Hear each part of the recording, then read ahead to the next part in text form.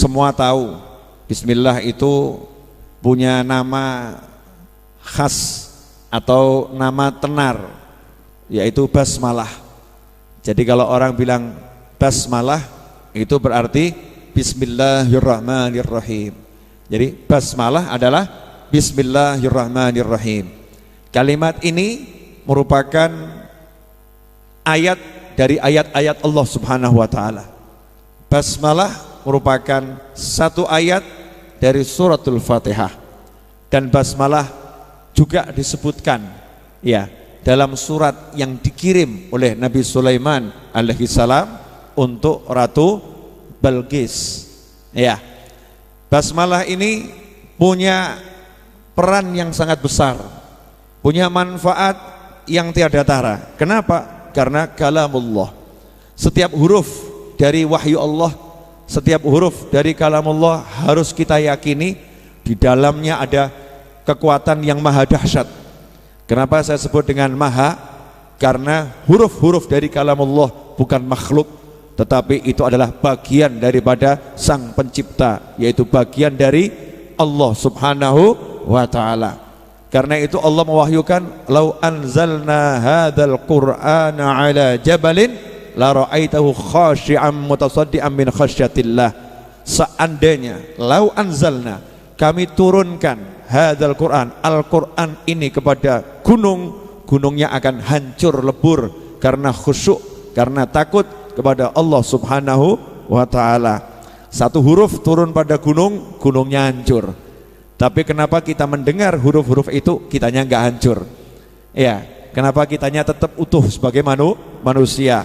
Jawabannya menurut para ulama adalah karena Al-Quran itu tidak diturunkan langsung kepada kita, tapi Al-Quran diturunkan langsung kepada baginda Muhammad sallallahu alaihi wasallam. Al-Quran sudah diterima oleh dadanya Nabi Muhammad SAW, hatinya Rasulullah, kalbu baginda Muhammad SAW, 30 juz semuanya diterima langsung. Nah, karena udah diterima oleh hati yang paling kuat, jiwa yang paling kuat, bukan diterima oleh gunung, tapi diterima oleh hati baginda Muhammad sallallahu alaihi wasallam. Kemudian Rasul menyampaikan kepada seluruh makhluk Allah Subhanahu wa ta'ala. Artinya wahyu yang Allah turunkan kepada umat manusia sudah dibalut dengan cahaya Allah Ta'ala yang ada dalam diri Nabi Muhammad sallallahu alaihi wasallam, sudah dilembutkan, ya, sudah dilembutkan sehingga kita bisa mendengarnya, sehingga kita bisa menghafalnya, sehingga kita bisa membacanya. Semua ini adalah barokah dari keberkahan-keberkahan yang Allah berikan kepada baginda Muhammad sallallahu alaihi wasallam. Seandainya tidak turun ke dada Rasulullah, lau anzalna hadzal Qur'an, seandainya Al-Quran ini kami turunkan kepada gunung, hancur. Tapi Al-Quran enggak diturunkan pada gunung, diturunkan kepada Nabi Muhammad sallallahu alaihi wasallam. Karena itu kalau kita baca sejarah bagaimana proses turunnya wahyu, apa yang dialami beberapa sahabat. Ada sahabat yang lagi duduk bersama Nabi Muhammad sallallahu alaihi wasallam.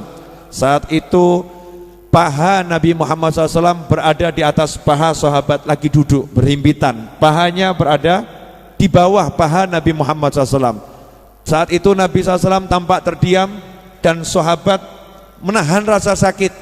Tapi itulah sahabat, walaupun sakit diam, beda dengan kita. Kalau ada kaki guru kita nempel ke kita, kesakitan, kita mengatakan, guru sakit, gak kuat ya, kita akan komentar dengan wajah dan lain sebagainya. Tapi sahabat Nabi Muhammad SAW menahan rasa sakit itu. Beliau mengatakan rasanya mau remuk ini, paha saya rasanya mau remuk. Ternyata apa yang terjadi saat itu, Nabi Muhammad SAW lagi mendapatkan wahyu dari Allah Subhanahu wa ta'ala. Tubuh Rasul menjadi beratnya luar biasa. Itulah kalamullah. Karena itu ikhwani rahimakumullah, jangan pernah merasa kecil kalau Anda sudah mendapatkan ayat daripada ayat-ayat Allah Ta'ala. Kalau lidah kita, kalau telinga kita, hati kita diizinkan oleh Allah Ta'ala untuk mendengar, untuk melihat, untuk membaca kalamullah, berarti kita punya sesuatu. Kita punya sesuatu yang luar luar biasa. Sayangnya kita nggak tahu cara makainya. Sayangnya kita nggak yakin dengan kekuatannya. Sayangnya kita nggak pede dengan kebesarannya. Sayangnya kita nggak mantap dengan kehebatannya. Beda dengan para ulama yang terdahulu. Beliau yakin setiap huruf adalah obat, setiap huruf adalah kekuatan, setiap huruf adalah fadilah, setiap huruf adalah pahala. Makanya beliau sangat perhatian kepada kalamullah. Di antaranya adalah basmalah. Sebagaimana disebutkan oleh Nabi Muhammad sallallahu alaihi wasallam, kullu amrin, segala hal yang penting dalam urusan agama Allah taala tidak diawali dengan basmalah maka terputus. Ya, terputus apanya? Barokahnya sedikit, atau dikatakan tidak ada berkahnya, nggak ada barokahnya. Minum kopi ini insya Allah enak, ya. Makan nanti setelah pengajian insya Allah enak. Tapi kalau makannya lupa baca basmalah, minumnya lupa baca basmalah, dapat enaknya, kehilangan barokahnya. Termasuk hubungan suami istri, lupa baca basmalah, cuman dapat enaknya, kehilangan barokahnya. Orang yang bekerja lupa baca basmalah, dapat untungnya, kehilangan barokahnya. Semua yang baik gak diawali basmalah, hilang barokahnya. Dan inilah yang sekarang kita banyak kehilangan barokah. Memandang remeh basmalah, enggak mengagungkan wahyu Allah, enggak percaya betul dengan firman wahyu Allah subhanahu wa ta'ala. Seandainya kita percaya, maka kita duduk baca basmalah. Nah ini duduk kalau enggak baca basmalah, duduknya mungkin enak. Tidur enggak baca basmalah, bismika Allahumma ahya wa bismika amut, tidurnya mungkin ngoroknya terdengar satu kampung, nikmatnya luar biasa. Tapi tidurnya enggak ada barokahnya. Maka berkah ini yang harus jadi poin kita, tujuan kita. Cari yang namanya barokah, bukan cari untung, bukan cari laba, bukan cari enak. Nomor satu al-barokah, dan berkah itu diawali dengan huruf ba. Al-barokah, barokah diawali dengan huruf ba. Basmalah diawali dengan huruf ba, dan huruf yang terdepan di mulut kita adalah ba. Ba itu letaknya paling awal. Di situ ada isyarat. Kalau kamu mengucapkan bismillahirrahmanirrahim, kamu akan mendapatkan barokah dan kamu akan dipenuhi dengan albir, yaitu kebaikan. Sayangnya seringkali kita kalau makannya enak, bismillahnya lenyap seketika. Kenapa? Setan tidak mau kita mendapatkan barokah. Makanya berkahnya dicuri sama setan. Karena itu dikatakan orang yang makan lupa baca basmalah, setannya ikut makan. Orang yang minum lupa baca basmalah, setannya ikut minum. Imam Nawawi nggak mau kehilangan barokah. Ilmu kalau nggak diawali basmalah mungkin disampaikan dengan kalimat, dengan kata-kata memukau, banyak orang terpana, mungkin banyak orang yang tersungkur, mungkin banyak orang yang pingsan, mungkin banyak orang yang nangis, tapi tangisannya nggak ada barokahnya. Keluar majelis seperti nggak ada sisanya. Ya, tersungkur pingsan, cuman dapat pingsannya. Setelah itu nggak ada barokahnya. Kenapa nggak ada barokahnya? Yang belajar nggak baca basmalah, yang mengajar tidak baca basmalah. Karena ilmu bukan indahnya kata-kata, ilmu bukan rangkaian kalimat, ilmu bukan susunan ayat, ilmu bukan hadis yang dihafal dan dipaparkan, tapi ilmu minas sudur ila sudur. Al-ilm huwa nur. Ilmu itu cahaya yang dimasukkan dari hati Nabi Muhammad SAW ke hati para sahabat, dari hati para sahabat ke hati para tabi'in, dari hati para tabi'in ke hati tabi'in, dan seterusnya, dari hati ulama ke hati ulama yang lain. Bukan apa yang saya hafal, bukan yang Anda hafal, bukan yang kita hafal, bukan yang kita pelajari dengan tulisan, dengan kata-kata, tetapi sesuatu yang Allah lekatkan di dalam hati, dan itu membutuhkan peran ilahi. Diawali dengan minta tolong pada Allah subhanahu wa ta'ala, diawali dengan bersandar kepada Allah subhanahu wa ta'ala, diawali dengan memasrahkan semuanya pada Allah subhanahu wa ta'ala, diawali dengan meniadakan diri di hadapan Allah subhanahu wa ta'ala. Makanya diajarkan untuk mengatakan bismillah, aku membawa Allah, aku minta tolong sama Allah, aku pasrah dengan keputusan Allah, aku selalu butuh kepada Allah, aku merendahkan diri di hadapan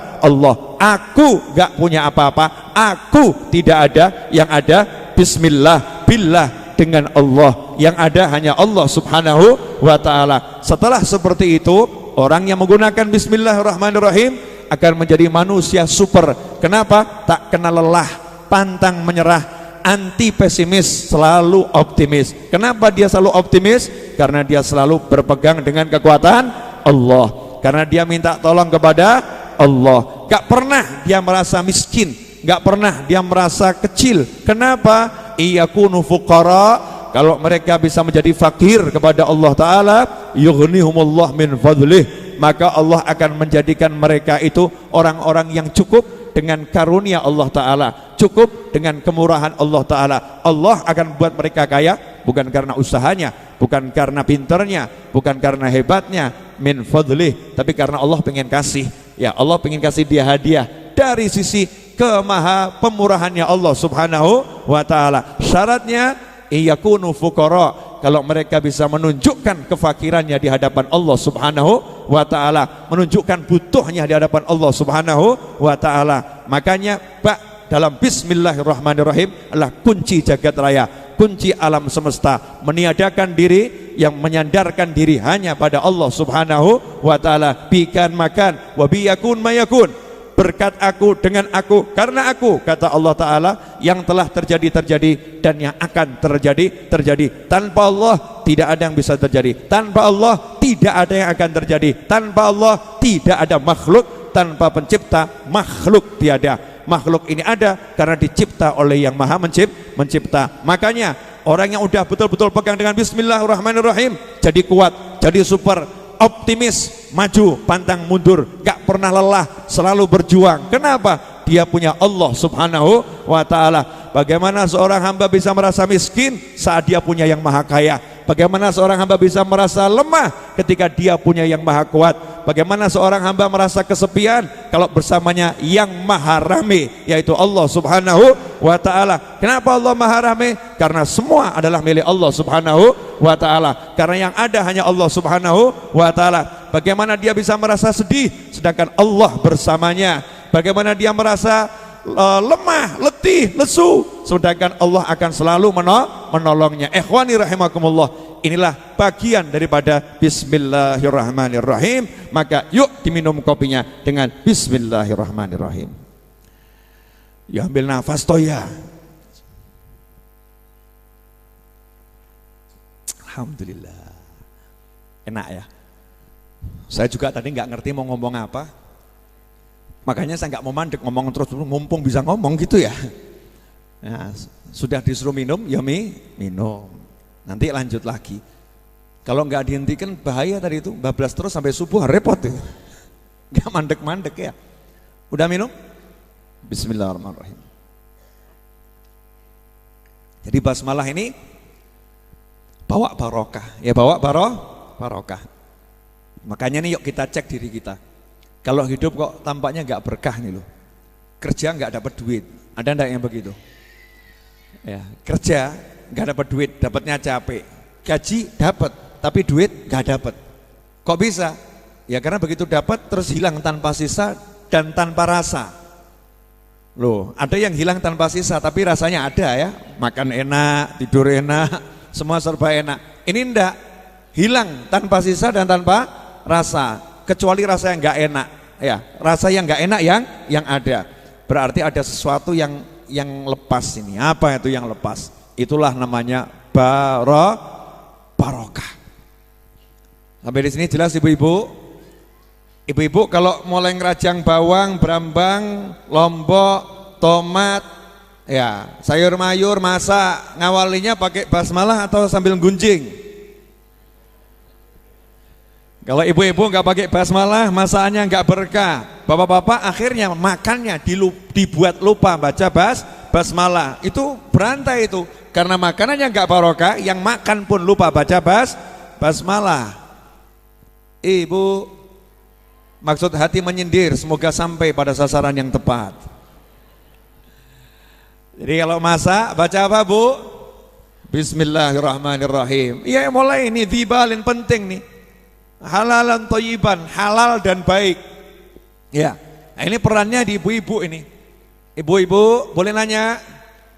Dulu waktu nyusin anak baca basmalah enggak? Ya enggak Bib, yang minum kan anak. Ngawur kamu. Masa anak, nah baca bismillah. Wah begitu anak bismillahirrahmanirrahim. Wah anak gerang, bahaya itu. Ngeri.com ya. Ini yang baca basmalah anak bayi nggak mungkin bisa. Maka yang baca basmalah siapa? Ya ibunya sambil ngajarin bismillahirrahmanirrahim. Nah, ini kalau nggak baca basmalah ibunya ketika nyusuin anak ya, yang diminum anak nggak keluar barokahnya itu. Keluar ASI tanpa barokah. Itu ASI rasa basi. Nggak ada barokah. Nggak ada barokah. Jadi ibu-ibu dulu waktu ngasih ASI ke anak baca basmalah enggak? Enggak. Ya udah terjawab saudara-saudara. Maaf ya Bu. Ini kan hal-hal kecil kelihatannya. Kelihatannya hal-hal kecil, tapi ini penting. Oh sekarang aja nih kalau orang pegang handphone ya, pegang handphone. Mau kirim pesan di WhatsApp enggak baca basmalah. Masya Allah, salah satu guru saya itu kalau mau kirim pesan suara ke saya, selalu di awalnya Bismillahirrahmanirrahim. Ya, di awalnya Bismillahirrahmanirrahim. Di awalnya itu pesan WhatsApp-nya itu kalau suara selalu ada Bismillahirrahmanirrahim. Nah, kita ini kalau mau ngirim pesan WhatsApp baca Bismillah enggak? Oh enggak. Tapi ya lihat dulu Mas. Nih kalau ganggu istri orang ya jangan baca Bismillah. Haramnya double ya, haramnya double. Bismillahirrahmanirrahim, semoga suaminya nggak tahu. Klik. Aduh, ini haramnya double. Mestinya kalau ngirim begitu ya innalillahi wa inna ilaihi rajiun. Ini balak, ini musibah. Naudzubillah min dzalik. Nah, semua yang halal pakai basmalah. Ya, semua yang sunnah pakai basmalah. Yang mubah kasih basmalah. Tapi yang makruh dan haram jangan gunakan basmalah. Karena membaca basmalah untuk yang makruh hukumnya makruh, baca basmalah untuk yang haram hukumnya haram. Seperti yang sudah sering saya jelaskan dan malam hari ini tidak akan kita ulangi. Nah ini di awalnya basmalah.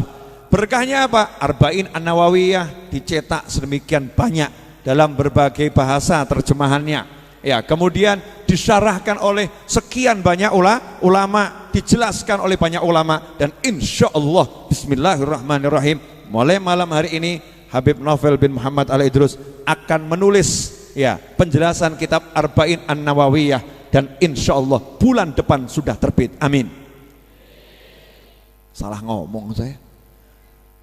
1 bulan nulis Arba'in An-Nawawiyah beserta penjelasannya dan mencetaknya, bulan depan terbit. Ini janji yang sangat mengerikan. Kalau sampai enggak terwujud ini, ya berarti basmalahnya kurang sakti gitu. Enggak, ngawur kamu. Ya, insya Allah gitu. Nah, nanti kalau bukunya udah jadi, Anda yang pengen bantu Majelis Ar-Raudhah beli buku tersebut. Jangan khawatir, harga sesuai harga. Tidak ada markup harga buku tersebut. Harganya tetap sesuai. Harganya hasilnya untuk kegiatan majelis dan untuk melunaskan hutang tanah yang masih kurang lebih 6 miliar rupiah, belum biaya pembangunannya. Insya Allah target 2 minggu yang lalu kita sudah peletakan batu pertama, betul? Nah insya Allah 2 minggu lagi kita harus bisa udah ngecor lantai pertama. Itu kelihatannya mustahil, tukangnya hanya 5. Insya Allah berkat relawan-relawan yang gak kelihatan, jin dan kawan-kawan, malaikat dan bala tentaranya, serta relawan Raudhah yang gak jelas bentuknya. Ya, insya Allah itu bisa terwujud, ya bisa terwujud pas nanti Jumat Maulid Kliwon kita bisa ngecor lantai pertama, entah berapa sentimeter. Yang penting bisa dicor. Kalau bisa selesai semua, alhamdulillah. Teman-teman relawan langsung pusing, masya Allah. Ini berarti sinyal kuat kerja bakti tanpa henti. Ikhwani rahimakumullah. Bismillahirrahmanirrahim, ini sakti. Cuman kita ini kadang nggak percaya. Dan lucunya kita ini percayanya kalau kepepet. Kalau udah terdesak, kalau udah kepepet terdesak, ya, the power of the kepepet muncul. Seperti yang udah saya jelaskan dulu ya. Nyebrang jembatan, nggak baca basmalah, jembatan mau roboh. Bismillahirrahmanirrahim. Betul kan? Punya duit, wajah ganteng, ngelamar anak orang, nggak baca basmalah, wajah agak jelek, nggak punya duit. ngelamar anak orang, bismillahirrahmanirrahim, mudah-mudahan diterima. The power of kepepet, betul kan ya? Ya ngebut mobilnya bagus, nyantai, nggak baca bismillahirrahmanirrahim. Begitu ngebut mobilnya itu remnya blong, bismillahirrahmanirrahim, kenceng tuh bismillahnya. Jadi baru percaya kalau kepepet, baru percaya kalau terdesak. Ini kita ini salah, seharusnya kita pakai basmalah ini dimanapun dan dalam kondisi apapun kita butuh kepada Allah Ta'ala. Basmalah kan artinya dengan memohon pertolongan Allah, dengan berkah asma Allah, dengan kekuatan Allah. Lah orang pakai kekuatannya Allah, bahwa Allah kok kemudian gak pede, ini kan ya anehnya luar biasa. Ketika seorang itu gak pede, berarti dia melihat dirinya, gak melihat Tuhannya. Karena itu jangan pernah lihat dirimu, kamu gak akan pernah pede. Kalau ada orang nanya, Habib kenapa Habib bisa pede? Jawabannya sederhana, aku tak akan lihat diriku, aku suka melihat Tuhanku. Tuhanku maha kuat, Tuhanku maha hebat, maka aku pun berlenggak-lenggok berjalan, ku pamerkan kehebatan Tuhanku, dan aku tak akan pernah mau memamerkan diriku. Kenapa? Diriku jelek, nanti akan tua, nanti akan jadi tengkorak, nanti akan dirubung oleh semut dan kawan-kawan. Tapi kalau Allah Subhanahu wa Ta'ala akan terus membuat aku menjadi hebat dengan kehebatan Allah Subhanahu wa Ta'ala. Begitulah Anda semua seharusnya jangan pernah pesimis, selalu pede, percaya di diri kalau memang betul-betul punya Allah Subhanahu wa Ta'ala.